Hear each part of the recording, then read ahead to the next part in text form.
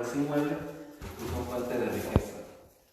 La concesión de uso o goce temporal de bienes muebles, que los bienes se utilicen en el país cuando estén destinados a actividades primarias, a la agricultura, ganadería, pesca, para las demás actividades que la entrega de los bienes en el país se considera eso fuente de riqueza.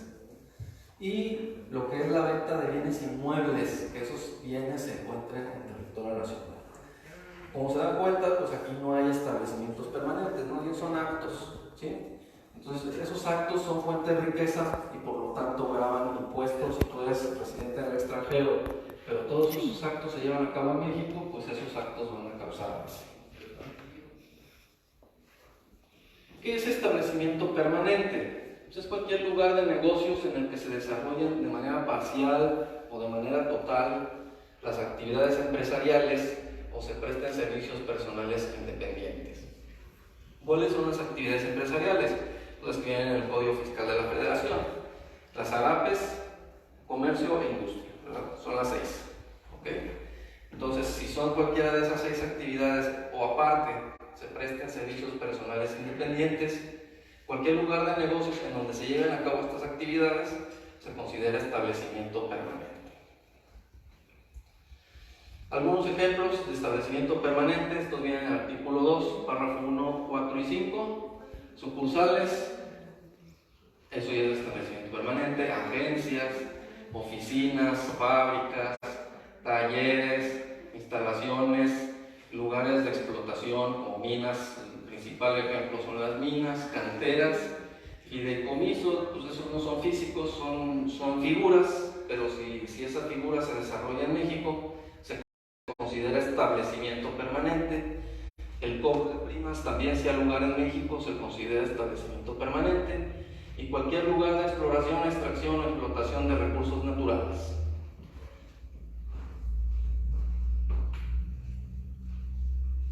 Hay ocasiones en las que, bueno, pues es un tanto híbrido el desarrollo de alguna actividad, ¿verdad?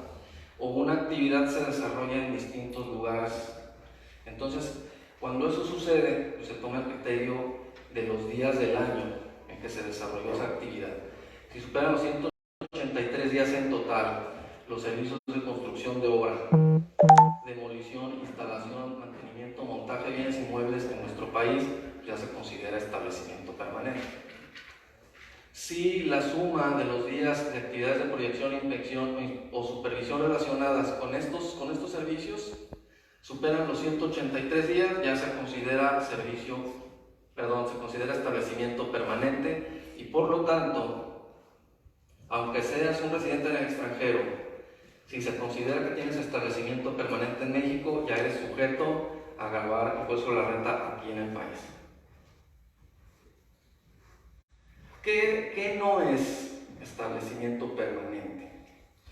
Las instalaciones, por ejemplo, cuando nada más almacenas cosas aquí en México, ¿sí? O exhibes bienes o mercancías pertenecientes al residente en el extranjero sin que se concrete una operación de enajenación, eso no se considera establecimiento permanente.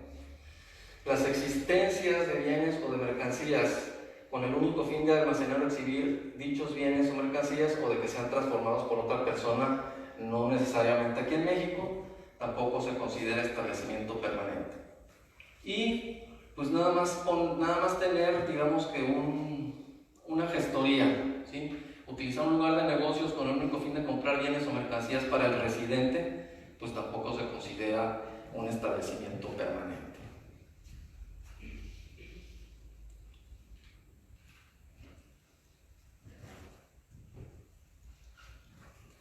Con esto pues ya tenemos una idea de quién está sujeto al impuesto sobre la renta. Ahora vamos con el qué. ¿Qué está sujeto al impuesto sobre la renta? Ya vimos quiénes son los que graban, pero ahora ¿qué es lo que graba? Todos los ingresos de los residentes en México, ¿sí? Respecto de sus establecimientos permanentes y respecto de los ingresos que tienen por fuentes de riqueza. Los residentes en el extranjero respecto de los ingresos que tienen que ver solamente con el establecimiento permanente. Si no tienen establecimiento permanente, entonces los ingresos que tienen que ver con sus fuentes de riqueza en México, ¿sí? Los actos acabamos de ver, que le generan ingresos a ese residente en el extranjero. Ahora, cuando hablamos de ingreso, respecto a todos los ingresos que tienen que ver con su fuente de riqueza, con sus establecimientos permanentes, exactamente a qué se refiere el legislador con ingreso. En el caso de la ley del impuesto sobre la renta, pues no hay una definición así tácita de ingreso, pues porque la autoridad lo que quiere es darse un margen de maniobra, ¿verdad?, para presumirte de un ingreso. Entonces, si se da una definición así específica de lo que es ingreso, pues limita, ¿no?, la acción de la autoridad. Sin embargo, pues en base a litigios y en base a controversias que se han dado y en base a sentencias que han ido emitiendo los tribunales, pues han generado tesis que le van dando forma al concepto del ingreso, ¿sí? En este caso, pues tenemos ya una tesis, este es del 91, y pues realmente todavía sigue vigente. Es una jurisprudencia de un tribunal colegiado de circuito, ¿sí? Y lo que dice es renta, hecho generador del impuesto sobre la renta. El impuesto sobre la renta se genera por los ingresos en efectivo, en bienes, en servicios, en créditos o cualquier otro tipo que los contribuyentes obtengan en el ejercicio, por lo que la obligación tributaria a cargo de los sujetos pasivos nace en el momento en que se obtienen tales ingresos. Es por ello que, al ser objeto del gravamen, el tributo se genera en todo el ejercicio y no solo hasta el final del mismo, ¿ok? Entonces, realmente lo que nos dice la sentencia es que cualquier cosa que te aumente tu patrimonio, eso es ingreso, ¿sí? Y aquí se pone interesante porque incluso pues en la propia ley del impuesto sobre la renta, cuando te dice que no es ingreso, pues hay varias cosas que no están en la contabilidad como ingreso. ¿Por qué las pones? Pues porque son hechos que generan un aumento en los patrimonios. Entonces tienen que ser explícitos en decir que esos no son ingresos. Las personas morales deben calcular, esto estaba así en la tasa, ¿sí? Las personas morales deben calcular el impuesto sobre la renta, la base es el resultado fiscal. Más adelante, en la propia ley del impuesto sobre la renta, pues te desglosa lo que es el resultado fiscal. Entonces, la base es el resultado fiscal y la tasa es del 30%, ¿sí? Más adelante, como les decía, viene pues, ya desglosada cómo se calcula ese resultado fiscal. Y precisamente en el artículo 9, segundo párrafo, te dice que el resultado fiscal, que es la base del impuesto, se va a calcular de la siguiente manera: la totalidad de los ingresos acumulables obtenidos en el ejercicio, se le disminuyen las deducciones autorizadas y la PTU en las utilidades de las empresas pagadas en el ejercicio. Aquí nos está segregando la PTU de las deducciones, en realidad van aparte, ¿sí?, en los términos de 123 de la Constitución Política.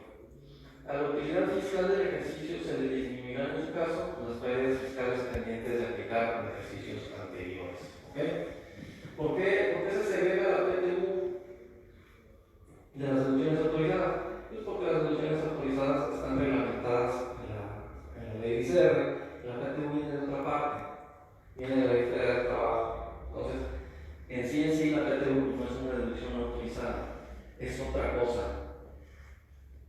Y el marco pues, es la Constitución, ¿sí? O sea, todavía tiene un mayor peso jurídico. Entonces se segrega por ese motivo. Una vez que se obtiene, bueno, hay dos resultados posibles: una es utilidad fiscal, otra es pérdida fiscal. En caso de obtener utilidad fiscal, todavía pues, se le disminuyen las pérdidas fiscales pendientes de aplicar a ejercicios anteriores. Además,